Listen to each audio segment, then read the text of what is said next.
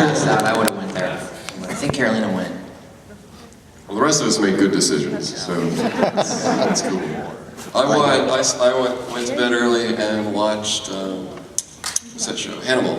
Yay. Oh, Do we have T-1000s in the audience? Because it's really freaking me out. Oh yeah, there's like, is that what that is? Because I see the police helmets. I'm looking for John Connor. It's from something else, isn't it? Yeah.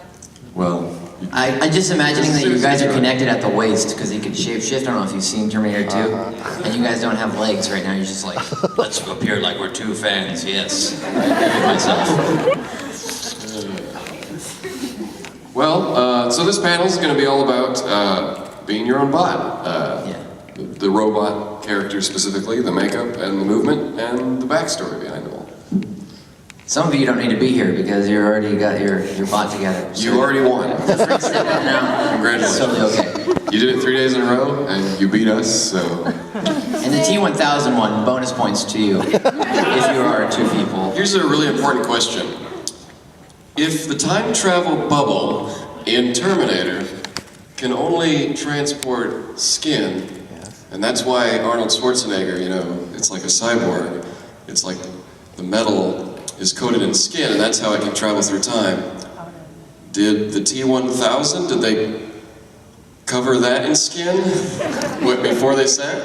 And couldn't they just put clothes on top of the skin and then put another layer of skin on top of the clothes? These are good questions. These are great questions. Think about it. I'll ask James Cameron on a I mean, that would make for a stupid movie, but it would make a little more sense. So let's talk a little bit about our own robots. How about that? Yeah, let's do that. Let's start with let's start with Sam. Let's start with Sam. I am the newest addition to the robot lineup, as you know. So I am the most qualified to be talking about being a robot. Most of what I've learned about being a robot is from these two. So I just try my best, and lately I've been finding that in order to deal with the nervousness and the fatigue of being nervous, that I've been having to exercise lately in order to be able to pretend I'm a robot on stage. And that's my hot tip for right now. Other than that, when I was developing Hatchworth, I had no idea what I was doing. I still kind of don't. But Bunny helped me a lot, and Bunny drew some stuff when we were just kind of goofing around with the idea of like, hey, what if Sam was a robot? And I'm like, well, what about make Michael Reed a robot first, and then you can make me a robot? And then, yeah, I think, we know what happened there.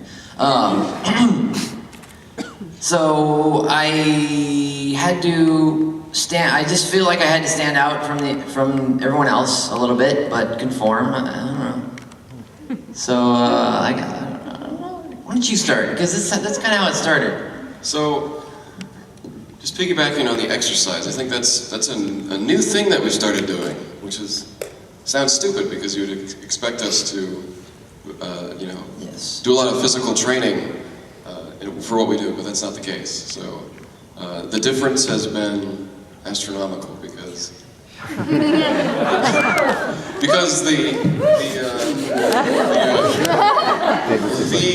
the fatigue is not as much anymore. We're not in like old men after the show anymore. I'm just an old man all the time. David excluded. We're getting old. We're getting no. But yeah, being able to stretch, and we do like group hikes now, and it's really great. It's building stamina, and that's probably why we're able to perform these songs at the increased tempos now. If you noticed our show, it's pretty fast right now. It's not we're able to put a lot more into a shorter amount of time. So that's been really great, and I think it lets us do the robot a lot more than we have in the past, because we're not as winded, and we can, pop and lock with ease. Yes. Shake it at hips, make it a bounce. You know what I mean? When David and I, started this group with John Sprague and Aaron Burke, it primarily was all about the robots, and that we had sort of talent in kind of popping and locking. We just thought that visual was really cool, and so we just tried to get really good at it. So that was the original draw, but once we kind of said, you know, it's all right for us to talk, we started developing these characters, and immediately, when you're thrown into like a really public setting and crazy makeup and costume, you default into sort of an exaggerated version of you. So I think, you know, correct me if I'm wrong, but the spine, you know, seems like all of David's. He's definitely the jokester of the group. He's kind of the comic relief, if you would. He's kind of off the wall, a little crazy, yeah. Kind of unpredictable robot. So you know, David's you know, he's a handsome guy. He has Thank you. It's kind of weird. Very stoic. His great qualities what make the spine. Beautiful. Thank you. You can toss him this way. Yeah, no, you're gorgeous. Well, you're twins, so it applies to both.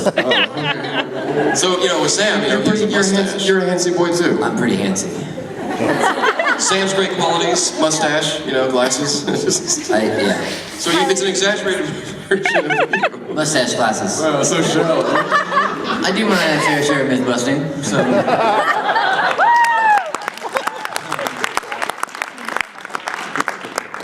So yeah, that's how we start. That's how you start, and then you know, just like with any character, you start trying to get into their heads.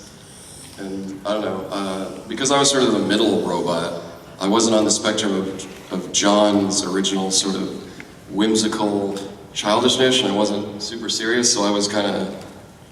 It took me a while longer to discover what Rabbit was. So I think he ended up just being the creepy fat one.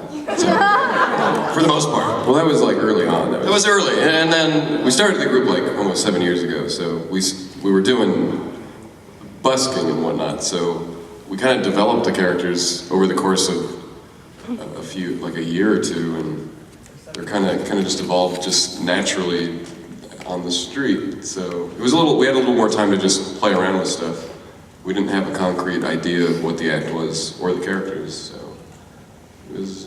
They changed, the makeup changed, costumes changed, because we didn't have any, we didn't have a costumer at the time. We were just using whatever we had in our closet. black is a great way to look uniform and really cool.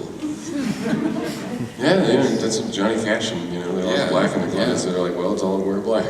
Exactly. Goggles is a good way to look steampunk too. But It was. See, I added those without knowledge, because I just wanted to be an industrial robot, and I figured, you know, maybe it's Victorian, but I saw a friend put on the goggles, and then I put it on for like the first photo shoot we did, and it caught on, because steampunk was catching on at the time. It was like 2008, so I got stuck with them.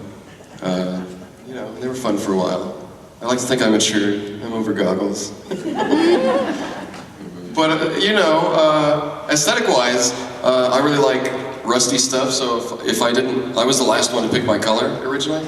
So it was like, well, I'm gonna have silver, and then John was like, well, I'm gonna be gold, and then I'm like, I don't use my character voice when I talk. that's my character voice.